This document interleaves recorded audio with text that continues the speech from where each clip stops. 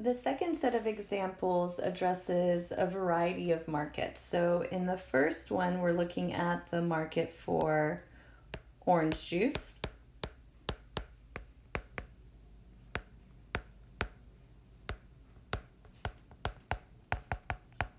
Right, so we always start with a reference point. So we need to set up our initial equilibrium. We have price on the y-axis, quantity on the x-axis, upward sloping supply of orange juice and downward sloping demand of orange juice, and then our equilibrium price P star and quantity Q star. Okay, so in this particular example, there's a cold snap that hits Florida, and afterwards we observe a rise in the price of orange juice at grocery stores throughout the country. So we want to explain why that price rises. So let's start with the initial event, the cold snap in Florida. Well, a lot of oranges are grown in Florida, and so the supply of oranges were very likely damaged by this cold snap. So that's going to directly decrease our supply of orange juice if there's fewer oranges to go around. So our supply curve is going to decrease or shift inward. So we'll call that S prime. Okay, so now at our original market price P star, we're out of equilibrium. The demand for orange juice is still out here where the demand curve is, but the supply of orange juice has fallen. So this creates a discrepancy between supply and demand in the form of a shortage of orange juice. So whenever we have a shortage, it tends to put upward pressure on the price of our product. As that price rises, we're actually going to see some producers of orange juice increase the quantity supplied in response to higher prices for orange juice. On the other side of the market, the consumers are going to buy less. Quantity demanded will decrease in response to higher prices. And eventually, supply and demand will meet again in the new equilibrium, Q star 2, P star 2.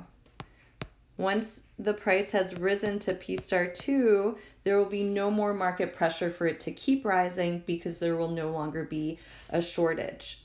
So in the end, we see that the cold snap, which shifted in supply, resulted in higher prices for orange juice throughout supermarkets throughout the country, which is what we were trying to explain in question A. For scenario B, we are considering the market for hotel rooms in Caribbean resorts.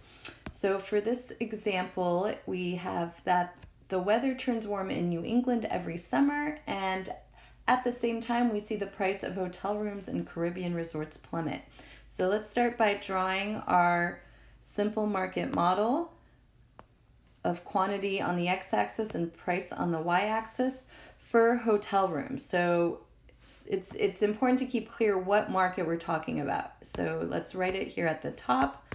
Market for hotels in the Caribbean. We have an upward sloping supply of hotels. We have a downward sloping demand for hotels and some initial equilibrium that we identify as a reference point.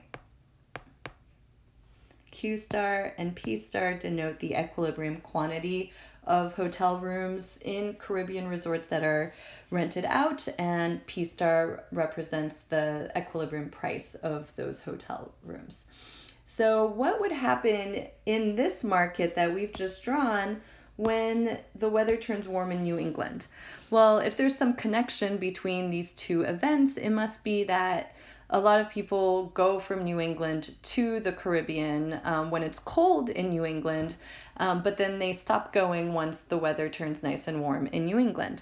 So once summer hits in New England, demand for hotels in the Caribbean drops and the demand curve shifts in. So we'll denote that D prime.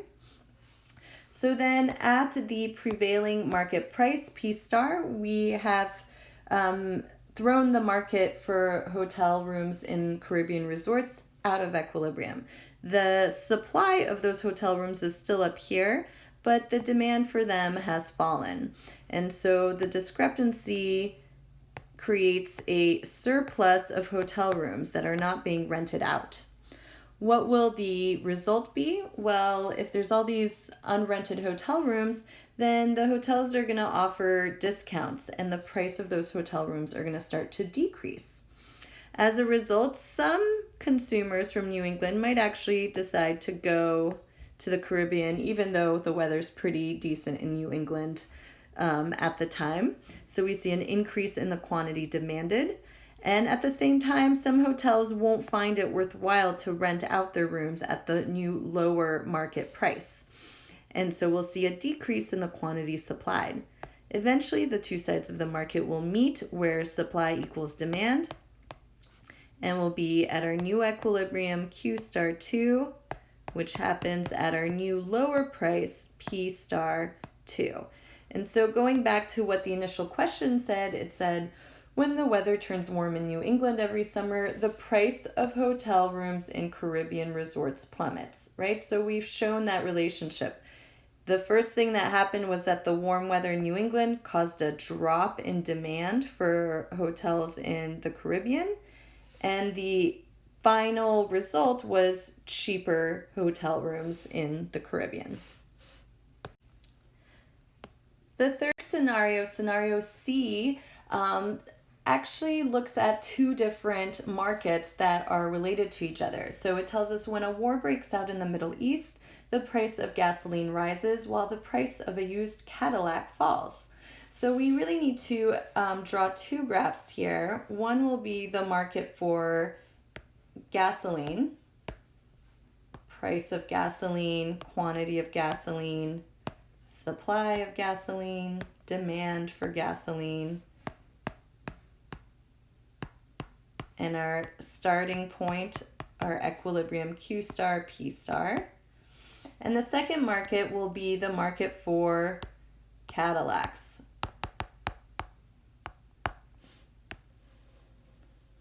The quantity of Cadillacs bought and sold, the price of Cadillacs, the supply for Cadillacs, and the demand for Cadillacs. And we identify our starting equilibrium, Q star and P star. So we have two separate markets, but they're related because obviously Cadillacs require gasoline to run, and Cadillacs are also sort of gas guzzling cars, so they're going to be particularly reliant on gasoline.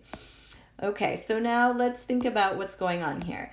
There's a war in the Middle East, and the Middle East is a source of oil, which is used to make gasoline.